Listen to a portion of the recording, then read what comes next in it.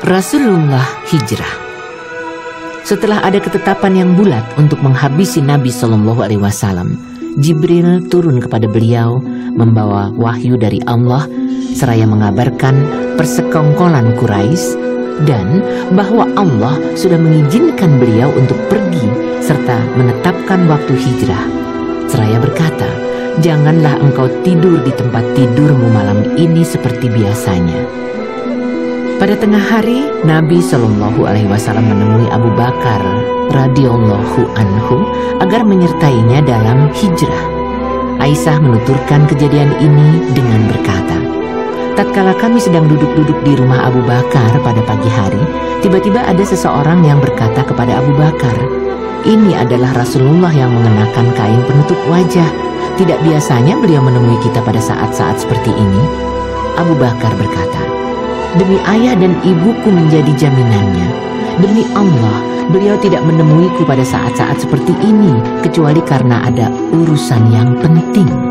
Setelah tiba di depan rumah Abu Bakar, beliau meminta izin, lalu masuk rumah setelah Abu Bakar mengizinkannya. Rasulullah Shallallahu Alaihi Wasallam bersabda kepada Abu Bakar, 'Pergilah dari tempatmu ini. Ini suatu kehendak yang justru bisa mengakibatkan kematian. Demi ayahku menjadi jaminanmu, wahai Rasulullah,' kata Abu Bakar. Beliau bersabda, 'Aku sudah diizinkan pergi.'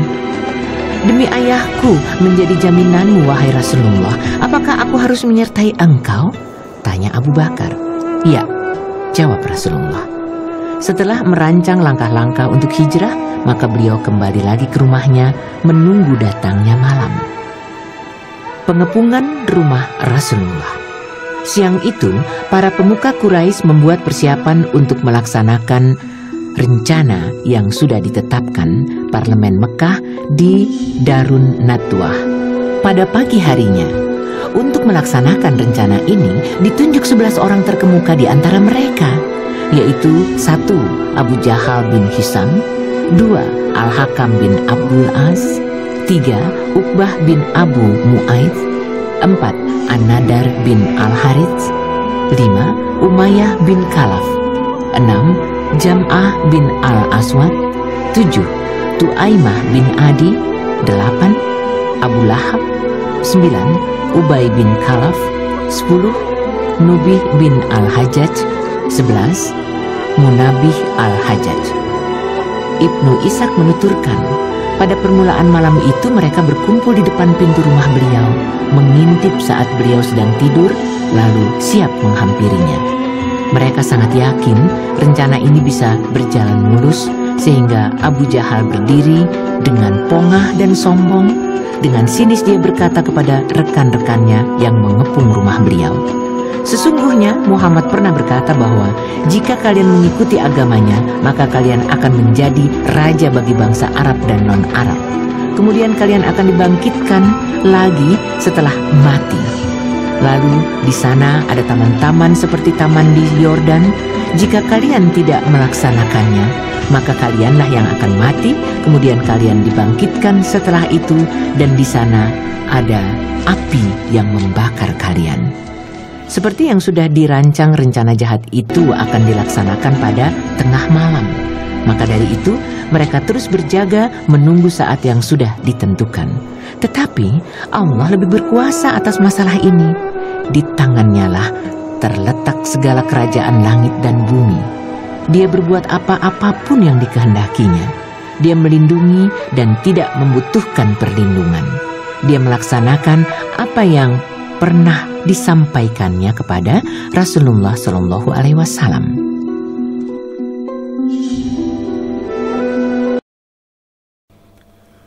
وَإِذْ يَمْكُرُ بِكَ الَّذِينَ كَفَرُوا لِيُثْبِتُوكَ أَوْ يَقْتُلُوكَ أَوْ يُخْرِجُوكَ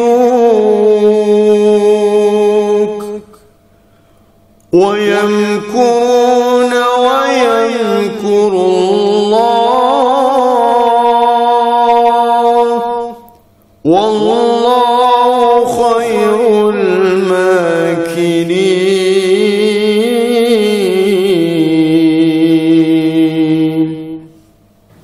Dan ingatlah, ketika orang-orang kafir Quraisy memikirkan daya upaya terhadapmu untuk menangkap dan memenjarakanmu atau membunuhmu atau mengusirmu, mereka memikirkan tipu daya itu, dan Allah sebaik-baik pembalas tipu daya.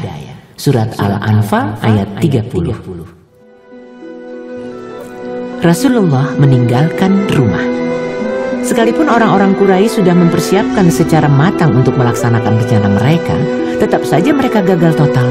Pada saat-saat yang kritis itu, Rasulullah SAW berkata kepada Ali bin Abi Thalib, "Tidurlah di atas tempat tidurku, berselimutlah dengan mantelku warna hijau yang berasal dari Hadramaut ini. Tidurlah dengan berselimut mantel itu. Sesungguhnya engkau tetap akan aman dari gangguan mereka yang engkau khawatirkan." Biasanya dengan berselimut mantel itulah Rasulullah SAW tidur. Kemudian Rasulullah SAW keluar rumah menyibak kepungan mereka. Beliau memungut segenggam pasir dan menaburkannya ke kepala mereka. Sesungguhnya Allah telah membutakan mereka sehingga mereka tidak bisa melihat beliau. وَجَعَلْنَا مِن بَيْنِ أَيْدِيهِمْ سَدًّا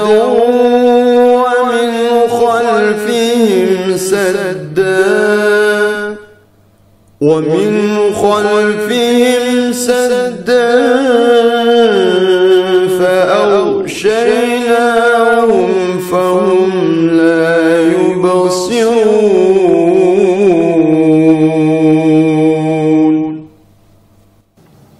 Dan kami adakan di hadapan mereka dinding, dan di belakang mereka dinding pula, dan kami tutup mata mereka sehingga mereka tidak dapat melihat.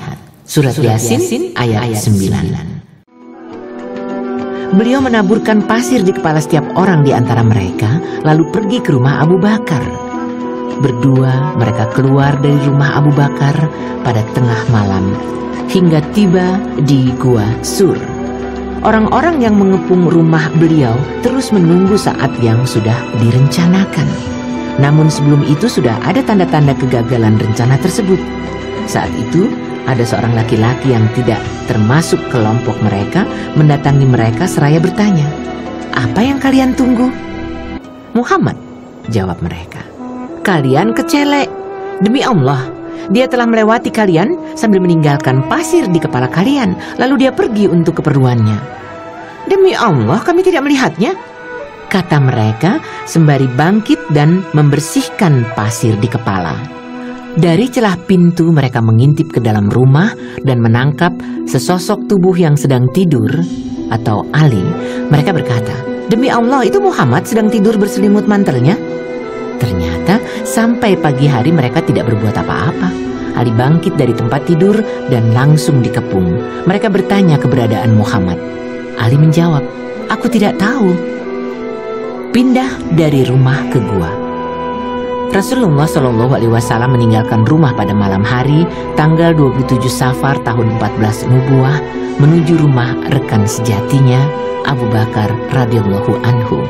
Lalu berdua mereka meninggalkan rumah dari pintu belakang untuk keluar dari Mekah secara tergesa-gesa sebelum fajar menyingsing. Rasulullah SAW menyadari sepenuhnya bahwa tentunya orang-orang Quraisy akan mencarinya mati-matian, dan jalur satu-satunya yang mereka perkirakan adalah jalur utama ke Mekah yang mengarah ke utara.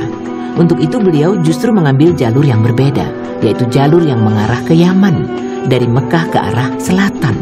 Beliau menempuh jalan ini sekitar 5 mil hingga tiba di sebuah gunung yang disebut Gunung Sur. Ini termasuk jalan yang menanjak, sulit dan berat, banyak bebatuan besar yang harus dilewati.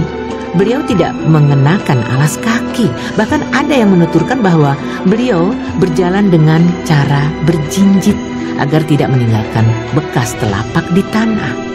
Bagaimanapun keadaannya, yang pasti Abu Bakar sempat memapah beliau saat sudah tiba di gunung dan mengikat badan beliau dengan badannya hingga tiba di gua di puncak gunung.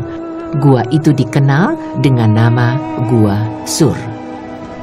Saat beliau di gua bersama Abu Bakar, sesampai di mulut gua, Abu Bakar berkata, "Demi Allah, janganlah engkau masuk ke dalamnya sebelum aku masuk terlebih dahulu. Jika di dalam ada sesuatu yang tidak beres, biarlah aku yang terkena, asal tidak mengenai engkau." Lalu Abu Bakar memasuki gua dengan menyisihkan kotoran yang menghadangi. Di sebelahnya dia mendapatkan lubang. Dia merobek mantelnya menjadi 2 bagian dan mengikatnya ke lubang itu. Robekan satunya lagi dia balutkan ke kakinya.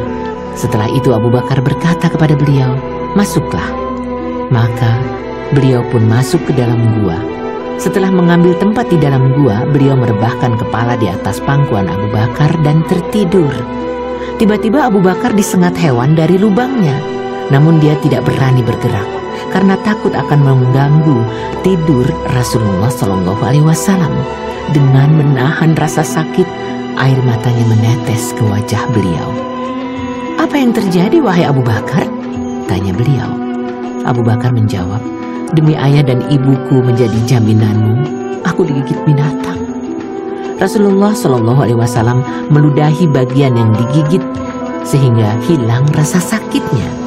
Mereka berdua bersembunyi di dalam gua selama 3 hari, yaitu malam Jumat, malam Sabtu, dan malam Ahad. Jika malam hari, Abdullah bin Abu Bakar selalu berada bersama keduanya. Aisyah berkata, "Dia adalah seorang pemuda yang cerdas dan pandai. Dia meninggalkan keduanya pada akhir malam dan pagi harinya menyusup ke tengah orang-orang Quraisy di Mekah seperti orang yang tidak pernah kemana-mana. Setiap masalah yang hendak diketahui Rasulullah SAW dan Abu Bakar, maka dia senantiasa mengupingnya. Lalu pada malam harinya dia mendatangi mereka berdua secara sembunyi-sembunyi dan menyampaikan kabar tersebut." Abu Bakar juga mempunyai pembantu, Amir bin Fuhairah, yang bertugas menggembala domba-dombanya. Pada petang hari dia menggembala di dekat gua sehingga mereka berdua bisa mengambil air susunya. Amir menunggu domba-domba itu hingga akhir malam. Begitulah yang dilakukan selama 3 malam itu. Kemudian Amir menggiring dombanya mengikuti langkah kaki Abdullah bin Abu Bakar setelah meninggalkan gua menuju Mekah untuk menghilangkan jejak kakinya. Sementara orang-orang Quraisy seperti hilang akalnya dan tidak waras setelah pagi harinya kehilangan jejak Rasulullah SAW. Pertama kali yang mereka lakukan ialah memukuli Ali dan menyeretnya ke dekat Ka'bah serta menahannya, dengan harapan mereka bisa mengorek keterangan tentang diri beliau. Tatkala tidak mampu mengorek keterangan sedikit pun dari Ali, mereka segera ke rumah Abu Bakar. Mereka menggedor pintu rumahnya. Asma binti Abu Bakar menemui mereka di ambang pintu. "Mana ayahmu?" tanya mereka. "Demi Allah, aku tidak tahu di mana ayahku berada," jawabnya. Abu Jahal langsung mengangkat tangannya dan menampar pipi Asma hingga anting-antingnya terlepas. Lewat pertemuan yang singkat dan cepat, mereka memutuskan untuk menggunakan segala cara yang memungkinkan dilakukan untuk menemukan Rasulullah dan Abu Bakar. Di setiap jalur di Mekah ditempatkan beberapa penjaga dengan dibekali senjata yang lengkap, dan siapapun yang bisa membawa beliau kepada orang-orang Quraisy dalam keadaan hidup atau mati disediakan hadiah 100 ekor unta, siapapun dia. Pada saat itu, setiap penunggang kuda, pejalan kaki, dan para pencari jejak mencari beliau. Mereka menyebar ke gunung dan lembah, ke dataran tinggi dan dataran rendah, tetapi hasilnya nihil. Sebenarnya ada di antara mereka yang sudah mendekati mulut gua, tetapi Allah lebih berkuasa. Al-Bukhari meriwayatkan dari Anas dari Abu Bakar, dia berkata, "Aku bersama Nabi SAW di dalam gua, kudongakkan kepala dan kulihat kaki beberapa orang. Aku berkata, wahai Nabi Allah, andai kata mereka melongokkan pandangannya, tentu mereka akan melihat kita. Diamlah wahai Abu Bakar, 2 orang dan yang ketiga adalah Allah." Dalam suatu lafaz disebutkan, "Apa perkiraanmu wahai Abu Bakar tentang 2 orang sedang yang ketiga adalah Allah?" Disinilah terjadi mukjizat yang dianugerahkan Allah kepada nabinya. Akhirnya para pencari itu kembali, padahal jarak antara mereka dan beliau tinggal beberapa langkah kaki saja. Perjalanan ke Madinah. Tatkala usaha pencarian sudah mulai mengendor dan setelah 3 hari gejolak orang-orang Quraisy sudah menurun tanpa membawa hasil apapun, Rasulullah Shallallahu Alaihi Wasallam dan rekannya bersiap-siap untuk pergi ke Madinah. Mereka berdua mengupah Abdullah bin Uraikid, seorang petunjuk jalan yang sudah matang dan mengetahui seluk-beluk jalan. Sekalipun dia masih memeluk agama orang-orang kafir Quraisy, namun mereka berdua mempercayainya dan menyerahkan 2 ekor unta kepadanya. Setelah 3 malam berada di gua, dia diminta datang ke gua dengan membawa 2 ekor unta itu.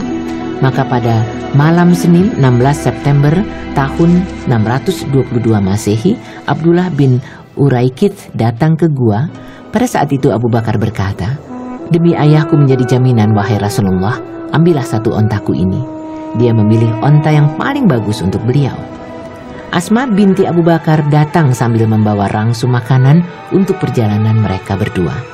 Namun rupanya dia tidak lupa membawa tali untuk mengikat rangsum itu. Oleh karena itu, selagi beliau dan Abu Bakar sudah naik ke atas panggung onta dan Asma hendak mengikatkan rangsum makanan, maka dia tidak mendapatkan tali pada rangsum itu. Dia segera melepas kain ikat pinggangnya atau nithak dan menyobeknya menjadi 2 bagian. 1 bagian dipergunakan untuk mengikat rangsum makanan dan 1 bagian dia pergunakan sebagai ikat pinggang lagi. Karena itu dia dijuluki Zatun Nithakain atau wanita yang memiliki 2 bagian ikat pinggang. Selanjutnya, Rasulullah Shallallahu Alaihi Wasallam berangkat bersama Abu Bakar dan Amir bin Fuhairah. Abdullah bin Uraikid yang menjadi penunjuk jalan mengambil jalan pesisir.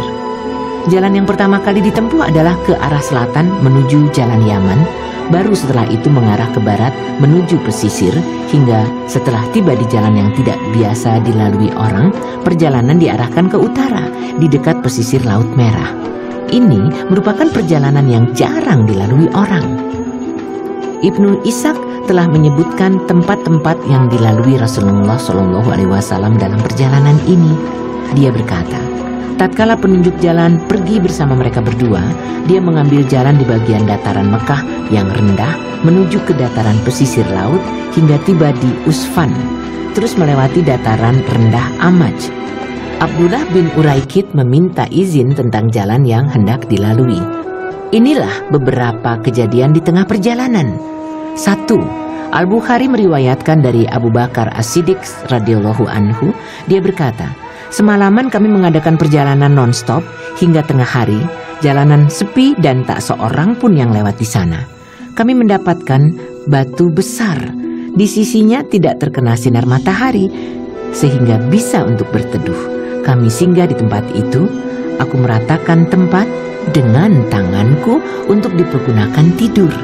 Kuhamparkan kain kerudung kepala dan kukatakan, tidurlah wahai Rasulullah, biar kutiup di sekitar engkau. Maka beliau pun tidur dan aku meniup-niup di sekitarnya. Tiba-tiba aku melihat seorang penggembala mendatangi tempatku, batu besar ini, juga dengan maksud untuk berteduh. Engkau penggembala milik siapa? Aku bertanya. Seseorang dari penduduk Madinah. Atau dia menjawab, seseorang dari penduduk Mekah. Apakah di antara domba-dombamu ada yang susunya bisa diperah? Ada, jawab penggembala. Apakah engkau mau memerahnya? Bisa, jawabnya sambil mengambil seekor domba. Tiuplah susunya agar bersih dari debu, rambut dan kotorannya, kataku. Penggembala itu memerah susu dan aku membawakan sekantong air untuk minum dan wudhu. Kudatangi Nabi Shallallahu Alaihi Wasallam yang masih tidur. Aku merasa enggan untuk membangunkan beliau. Aku menyodorkannya setelah beliau bangun. Kutuangkan air ke susu agar bawahnya menjadi dingin. Minumlah wahai Rasulullah.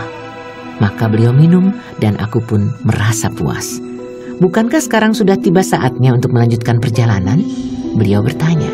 Ya, jawabku, maka kami pun melanjutkan perjalanan.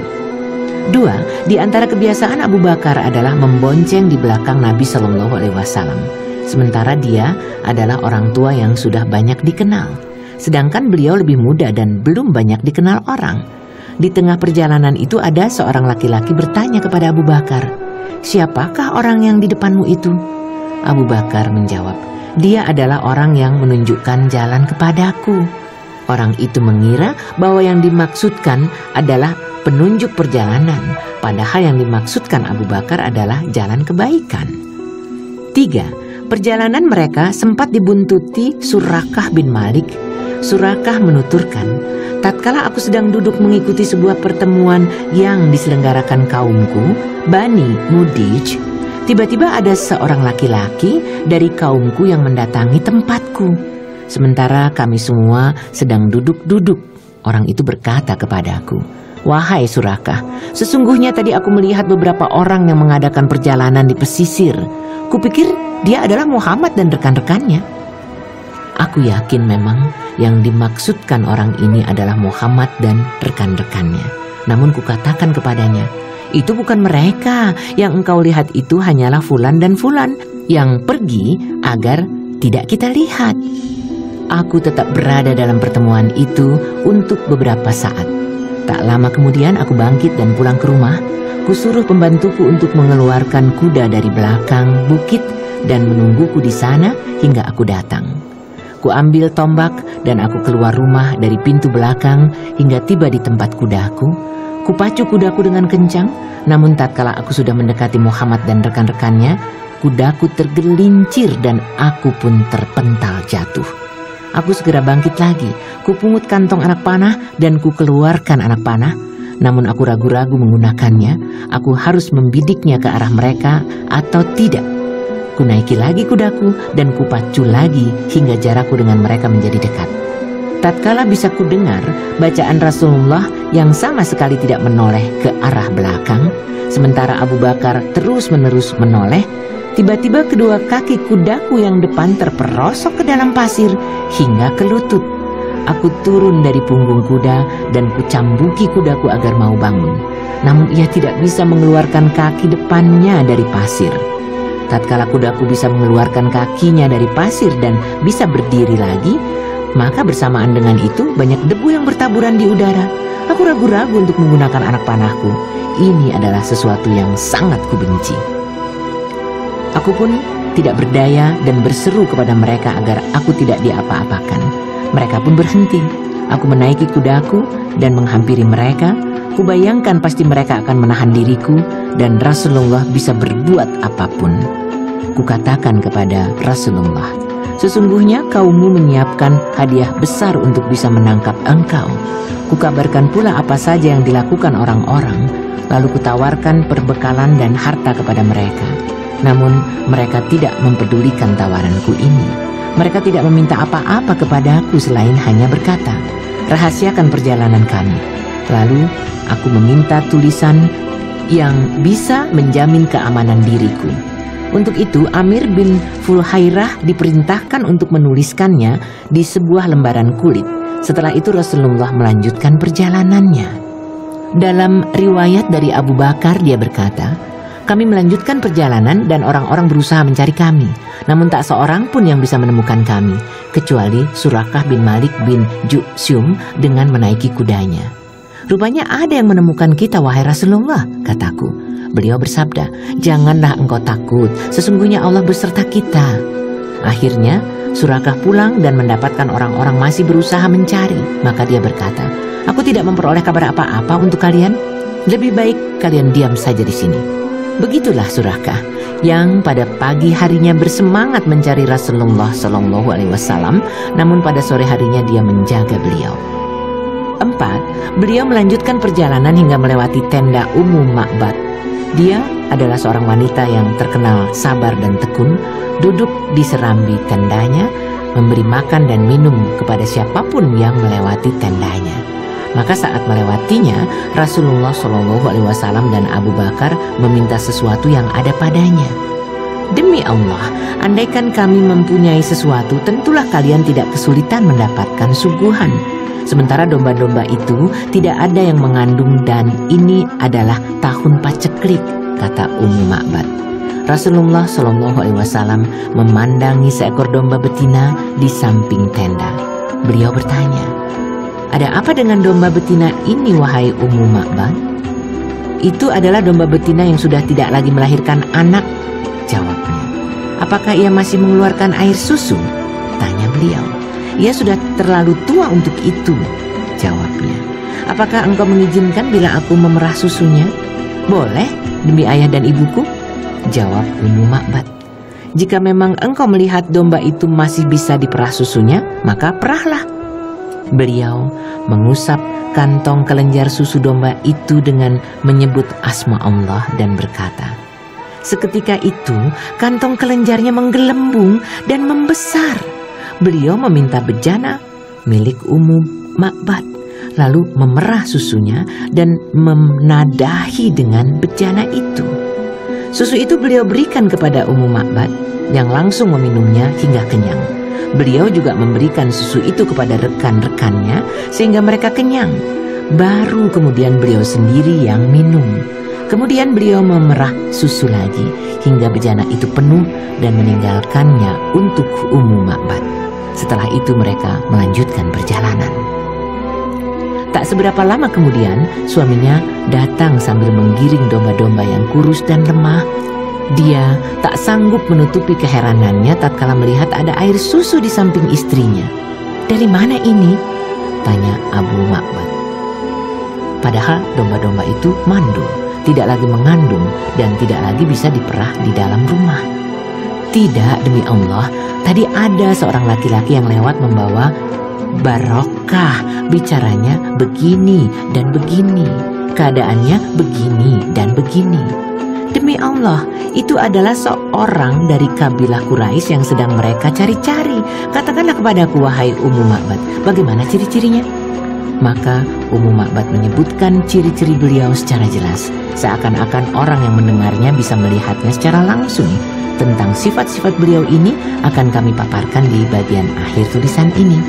Abu Ma'bad berkata, "Demi Allah, dia adalah orang Quraisy yang agamanya selalu mereka sebut-sebut.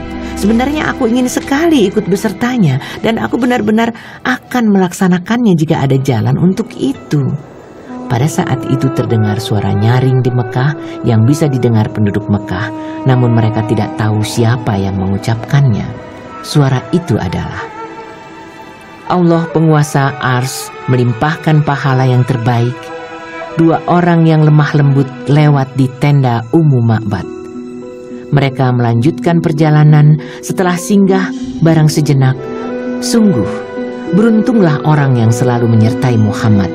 Ceritakanlah apa yang disingkirkan Allah dari kalian karena perbuatan orang-orang yang tidak mendapat balasan. Bani Ka'ab benar-benar menjadi hina karena anak-anak gadisnya. Tanah yang subur adalah tempat duduk bagi mereka yang percaya. Tanyalah saudari kalian tentang domba dan bejananya. Jika kalian tanyakan domba itu, tentu akan melihatnya." Asma binti Abu Bakar berkata, "Kami tidak tahu ke arah mana Rasulullah SAW pergi. Lalu tiba-tiba ada seorang laki-laki layaknya jin yang muncul di dataran rendah di Mekah sambil melantunkan bait-bait syair ini. Sementara orang-orang bisa mendengar dan mencari jejaknya, namun mereka tidak bisa melihat siapa yang mengucapkannya. Bahkan suara itu juga muncul dari dataran Mekah yang tinggi. Tatkala kami mendengarnya, maka tahulah kami bahwa Rasulullah SAW sudah berjalan ke arah Madinah." 5. Di tengah perjalanan ini, Nabi SAW bertemu dengan Abu Buraidah, pemimpin kaumnya. Dia pergi untuk mencari beliau dan Abu Bakar dengan harapan bisa mendapatkan hadiah yang telah diumumkan Quraisy. Tatkala dia sudah berhadapan dengan Rasulullah SAW dan beliau mengajaknya berbicara, maka seketika itu dia masuk Islam bersama 70 orang dari kaumnya. Dia melepas ikat kepalanya dan mengikatkan di tombaknya sebagai bendera sambil berseru bahwa pemimpin yang membawa keamanan dan perdamaian telah datang untuk memenuhi dunia dengan keadilan. 6. Di tengah perjalanan, Rasulullah SAW juga bertemu dengan Az-Zubair yang sudah masuk Islam beserta sekumpulan kafilah dagang yang pulang dari Syam. Az-Zubair memberikan kain putih kepada beliau dan Abu Bakar. Berada di Quba, Pada hari Senin tanggal 8 Rabiul Awal, tahun ke-14 dari nubuah atau tahun pertama dari hijrah, bertepatan dengan tanggal 23 September 622 Masehi, Rasulullah Shallallahu Alaihi Wasallam tiba di Quba.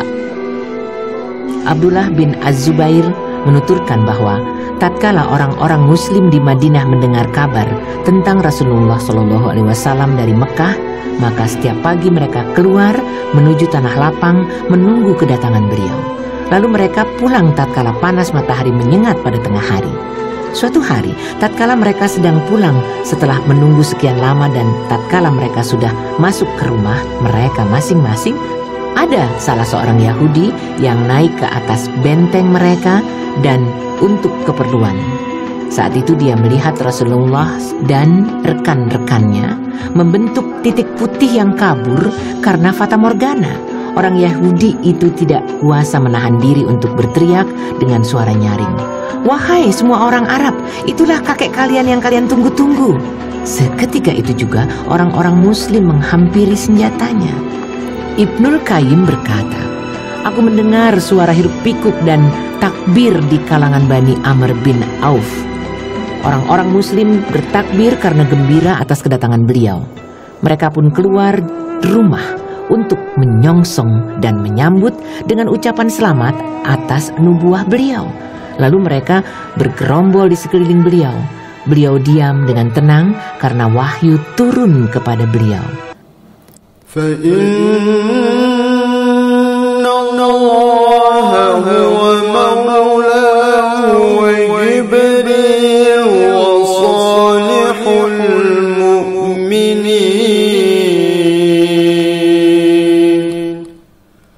والملائكة بعد ذلك ظهير. Sesungguhnya Allah adalah pelindungnya dan begitu pula Jibril dan orang-orang mukmin yang baik. Dan selain dari itu malaikat-malaikat adalah penolong pula. Surat At-Tahrim ayat 4.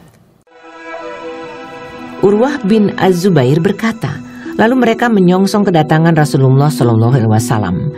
Beliau berjalan bersama mereka hingga berhenti di Bani Amr bin Auf. Hal ini terjadi pada hari Senin bulan Rabiul Awal. Abu Bakar berdiri sementara beliau hanya duduk sambil diam. Orang-orang Ansar yang belum pernah melihat Rasulullah mengira bahwa beliau adalah Abu Bakar yang berdiri itu. Tatkala panas matahari mengenai beliau, maka Abu Bakar segera memayungi beliau dengan mantelnya. Pada saat itulah mereka baru tahu Rasulullah Shallallahu Alaihi Wasallam. Semua penduduk Madinah berkerumun untuk mengadakan penyambutan. Ini adalah hari yang sangat meriah. Sepanjang sejarahnya Madinah tidak pernah mengalami kejadian seperti itu. Saat itu orang-orang Yahudi juga bisa membenarkan pengabaran yang disampaikan Habakuk sang nabi. Sesungguhnya Allah datang dari Taiman dan Sang Kudus datang dari Gunung Faran. Rasulullah Shallallahu Alaihi Wasallam berada di Quba di rumah Kulsum bin Al-Hadam. Namun ada pendapat yang mengatakan bahwa beliau menetap di rumah Sa'ad bin Khaisamah. Pendapat yang pertama lebih kuat. Sementara itu, Ali bin Abu Thalib berada di Mekah selama 3 hari untuk menyelesaikan urusan Rasulullah SAW dengan beberapa orang seperti yang dipesankan beliau. Setelah itu dia hijrah ke Madinah dengan cara berjalan kaki hingga bertemu beliau di Quba dan juga menetap di rumah Kulsum bin Al-Hadam. Beliau berada di Quba selama 4 hari, yaitu hari Senin, Selasa, Rabu, dan Kamis. Di sana beliau membangun Masjid Quba dan sholat di dalamnya. Inilah masjid pertama yang didirikan atas dasar takwa setelah nubuah. Pada hari Jumat, beliau melanjutkan perjalanan dan Abu Bakar membonceng di belakang beliau. Utusan dikirim kepada Bani Al-Najjar yang masih terhitung paman beliau dari sang ibu. Lalu mereka pun datang sambil menghunus pedang. Mereka serombongan menuju Madinah. Sholat Jumat dilakukan di Bani Salim bin Auf. Maka beliau melaksanakannya di masjid di tengah lembah. Jumlah mereka ada 100 orang. Memasuki Madinah. Seusai sholat Jumat, Nabi Shallallahu Alaihi Wasallam memasuki Madinah. Sejak hari itulah Yastrib dinamakan Madinatur Rasul Shallallahu Alaihi Wasallam, yang kemudian disingkat dengan nama Madinah. Inilah hari yang sangat monumental. Semua rumah dan jalan ramai dengan suara tahmid dan takdis. Sementara anak-anak gadis mereka mendendangkan bait-bait syair karena senang dan gembira. Purnama telah terbit di atas kami dari arah Saniyatul Wada. Kita wajib mengucap syukur dengan doa kepada Allah semata. Wahai orang yang diutus kepada kami, kau datang membawa urusan yang ditaati. Sekalipun orang-orang Ansar bukan termasuk orang-orang yang sangat kaya, tetapi setiap orang di antara mereka berharap agar Rasulullah Shallallahu Alaihi Wasallam singgah di rumahnya. Tak ada satu pun rumah yang dilalui beliau, melainkan mereka pasti memegang tali kekang onta beliau sambil meminta agar beliau berkenan singgah di rumahnya. Beliau bersabda, "Berilah jalan kepada onta ini, karena ia adalah onta yang sudah diperintah." Onta beliau terus berjalan hingga tiba di suatu tempat yang sekarang ini menjadi Masjid Nabawi. Di tempat ini ia menderum, namun beliau tidak turun dari punggungnya. Onta itu berdiri lagi, berjalan beberapa langkah, menolehkan kepala, lalu kembali lagi dan menderum di tempat semula. Baru kemudian beliau turun dari punggungnya. Tempat itu berada di Bani An-Najjar yang masih terhitung paman-paman beliau. Berkat taufik Allah, beliau memang lebih senang singgah di tempat paman-pamannya. Dengan begitu beliau bisa memuliakan mereka. Semua orang berbicara kasak kusuk tentang Rasulullah Shallallahu Alaihi Wasallam yang singgah di rumah mereka. Maka Abu Ayyub Al-Ansari segera mengambil pelana onta milik Rasulullah lalu memasukkannya ke dalam rumah. Melihat hal ini beliau bersabda, seseorang itu beserta pelananya. Sementara As'ad bin Zurarah datang sambil memegangi tali kekang ontanya dan berada di dekat beliau. Dalam riwayat Al-Bukhari dari Anas disebutkan, Nabi Shallallahu Alaihi Wasallam bertanya, "Siapakah rumah kerabat kami yang paling dekat jaraknya?"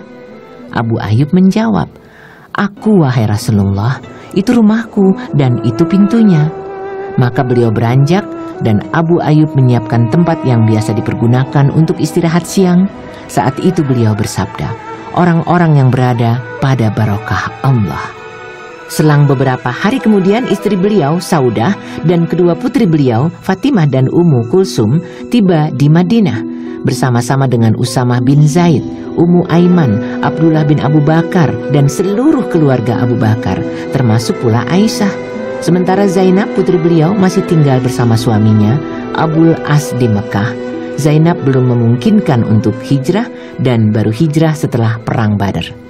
Aisyah berkata, tatkala Rasulullah Shallallahu Alaihi Wasallam sudah tiba di Madinah, sementara Abu Bakar dan Bilal merintih kesakitan, aku segera menemui keduanya dan bertanya, "Wahai ayah, bagaimana keadaanmu?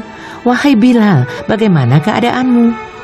Biasanya jika Abu Bakar terkena demam, maka dia menjawab dengan sebuah syair. Kala pagi, setiap orang bisa berkumpul dengan keluarga, namun kematian lebih dekat daripada tali terompahnya. Aisyah berkata, lalu aku mendatangi Rasulullah SAW dan mengabarkan keadaan itu, maka beliau bersabda, "Ya Allah, buatlah kami mencintai Madinah ini seperti cinta kami kepada Mekah, atau bahkan lebih banyak lagi. Sebarkanlah kesehatan di Madinah, berkahilah ukuran dan timbangannya, singkirkanlah sakit demamnya, dan sisakanlah air padanya." Begitulah bagian dari kehidupan Rasulullah SAW yang menandai berakhirnya satu paruh dakwah Islam, yaitu periode Mekah.